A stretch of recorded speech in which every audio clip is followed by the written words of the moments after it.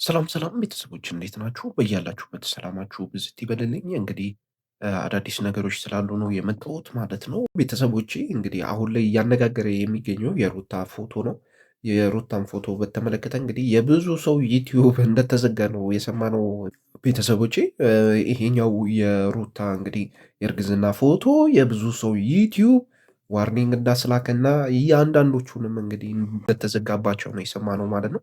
ምክንያቱም ፎቶውን ዳይሬክት ተጠቅመው ቪዲዮ ሲሰሩ ነበረ። የአንዳንዶቹ አልፏል፣ ምንም አልተባለም። የአንዳንዶቹ ግን ተዘግቷል ማለት ነው ቤተሰቦቹ። የአንዳንዶቹ ከፍተኛ የሚባል ዋርኒንግ ነው የተሰጣቸው። ምክንያቱም አይፈቀድም መሰለኝ እንግዲህ ብዙ ሰው ነው ይህን ፎቶ ያጠፋው ማለት ነው። ከዛ በኋላ አንዳንዶች ደግሞ ስቲል እየሰሩበት ነው። ነገር ግን ምንም አይነት ዋርኒንግ አላገኙም ማለት ነው። ሩታ አውቃ የለቀቀችው ነው የሚመስለው። አንዳንዴ በቃ እንዳለ እንደ ቫይረስ ነው ያጥለቀለቀው ማለት ይቻላል ቤተሰቦቼ። ሁሉም ሲሰራበት ነበር። እንግዲህ ከዚሁ ውስጥ እንግዲህ 50% ወይ 40% ዩቲዩቡ ላይ አደጋ ደርሶበታል ማለት ነው። በሚያስቅ ሁኔታ ሁሉም እንግዲህ አገኘው አጀንዳ ብሎ ሲገባበት ነው እንዳለ እንዲሆኑት ማለት ነው። በሚገርም ሁኔታ እንግዲህ የሩታ ፎቶ አደጋን አምጥቷል ማለት እንችላለን ቤተሰቦቼ። ሌላኛው እንግዲህ ትናንትና ጋሽዬ ከሩታ ቤተሰቦች ጥሪ ደርሷቸው ወደ እነ ሩታ ቤት ሄደው ነበረ። ማምሻውንም እዛው ነው ያደረጉት፣ እዛው ነው ያደሩት ማለት ነው። እንግዲህ ከሩታ የቅርብ ሰዎች እንደሰማነው አንዳንድ ነገሮች ማጣራት ሞክሬያለሁ ማለት ነው። እንግዲህ ጋሽዬ እዛ ውላቸውን ካደረጉ በኋላ ከሩታ ፋዘር ጋር እንግዲህ የተለያዩ ውይይቶችን እንዳደረጉና የተለያዩ ውሳኔዎች ላይ እንደደረሱ ነው የሰማሁት። በተለይ ሩታንም ለማናገር እንደሞከሩና እዛው ማምሻቸውንም ሲጫወቱ እንዳደሩ ነው የሰማሁት ማለት ነው። በዚህም እንግዲህ ቤተሰቦች የሩታ ፋዘር እና የአብርሃም ፋዘር ማለት ነው በመገናኘታቸው አዳዲስ ውሳኔዎች አስተላልፈዋል ማለት ነው። ሁለቱ ሽምግልና ለመያዝ ነው የመጀመሪያው ውሳኔያቸው ያስተላለፉት። ሁለተኛው ደግሞ አብርሃምና ሩታም መቼም መለያየት እንደማይችሉና ሩታም ሀሳቧን ሙሉ በሙሉ እንድትቀይር ነው የነገሯት ማለት ነው። ሙሉ በሙሉ ያለምንም ማንገራገር ውሳኔዋን እንድትቀይር ነው የነገሯት። ልጁንም እንደሚመልሱትና ተመልሰው አብረው ኑሯቸውን እንደሚጀምሩ ነው የተናገሯት ማለት ነው። ለሩታ የነገሯት ይሄ እንደ ትዕዛዝም ነው፣ ልመናም አይደለም። ቤተሰቦች ወደ ትዳርሽ ቀጥታ ተመለሺ ነው ያሏት። እሷም እንግዲህ ያለማንገራገር ነው የተቀበለችው ማለት ነው። እንግዲህ ሩታ ሙሉ በሙሉ ሀሳቧን ቀይራለች ማለት እንችላለን። አሁን ላይ አብርሃምና ሩታ ሊመለሱ ነው ማለት ነው። ሌላኛው ከዚህ ጋር ተያይዞ እንግዲህ የሽምግልና ጊዜ ነው የተቆረጠው ማለት ነው። ቤተሰቦች ጊዜውን ማወቅ አልቻልም። ነገር ግን የሽምግልና ፕሮግራም እንዳለና ሙሉ በሙሉ እንደተያዘም ነው።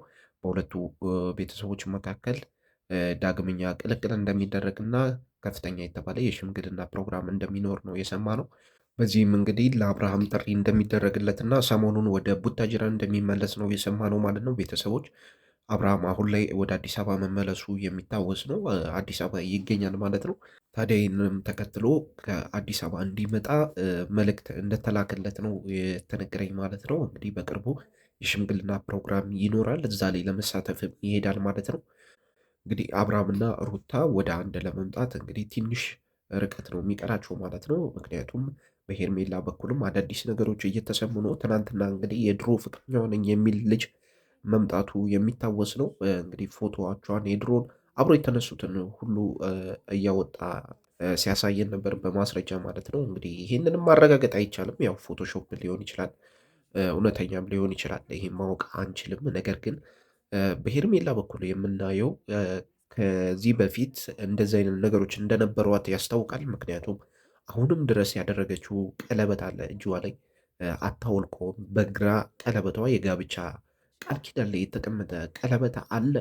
ብዙ ጊዜ ለመመርመር ሞክረናል። ነገር ግን ስለ ሄርሜላ ምንም ነገር ማግኘት ስላልቻለን ነው ማለት ነው። ቤተሰቦቼ እንግዲህ ከዚህ በፊትም አብርሃም ወደ ውጪ ሲወጣ ሄርሜላን ለመመርመር ሞክረናል። እዚህ ተቀምጣ መስሪያ ቤት ያን ጊዜም አልገባችም። እንግዲህ ዱባይ ሄዳ ነው የት ሄዳ ነው ብለን ሁላችንም ስናፈላልጋት ነበረ። ነገር ግን ቤቷንም ማወቅ ስላልቻለን ውጭ ላይ ደግሞ ከአብርሃም ጋር ያን ጊዜ ስላልታየች እንግዲህ ይቺ ልጅ እንዴት ነው ይሄን ያህል ኑሮዋን ደብቃ እንዴት ነው ከሰዎች ተደብቃ የምትኖረው ብለን ግራ ገብቶን ነበረ። ያን ጊዜ የምታስታውሱ ከሆነ ቤተሰቦቼ እንግዲህ ስለ ሄርሜላ አንዳችም ነገር ማግኘት አልቻልንም እስካሁን ድረስ ማለት ነው። ነገር ግን ከእጆቿ ወይም ከቪዲዮዎቿ በምናይበት ሰዓት ግራ እጇ ላይ ቀለበት አለ። የቃል ኪዳን ቀለበት ልታወጣው አትችልም። ቪዲዮውን ስትሰራ አታወጣውም ማለት ነው። ይሄ ነገር ምንድነው? ከጀርባው ያለውን ነገር ለማለት ብዙ ጊዜ ጥያቄ ሲፈጥርብን ነበረ። ያው እንግዲህ ከጥርጣሬ አያልፍም። ዞሮ ዞሮ ግን ከዚህ በፊት እንደዚህ አይነት ህይወት እንደነበራት ያስታውቃል ማለት ነው። እሷም መርሳት የማትፈልገው ማውለቅ የማትፈልገው ቀለበት አለ ማለት ነው። ቤተሰቦች ይህን ነገር እንግዲህ አዳዲስ ነገሮች በዚህ ዙሪያ ካገኘን የምንነግራችሁ ይሆናል። ነገር ግን ስለ ሄርሜላ ህይወት ማወቅ በጣም አዳግቶናል አሁን ላይ ማለት ነው። በጣም ድብቅ ህይወት ነው ያላት። ያን ያክል ከካሜራ ጀርባ ያለውን ኢንፎርሜሽን ማግኘት አንችልም ማለት ነው። ስለ አብርሃምና ስለ ሩታ ቀላል ነው። የህዝብ ሰው ናቸው።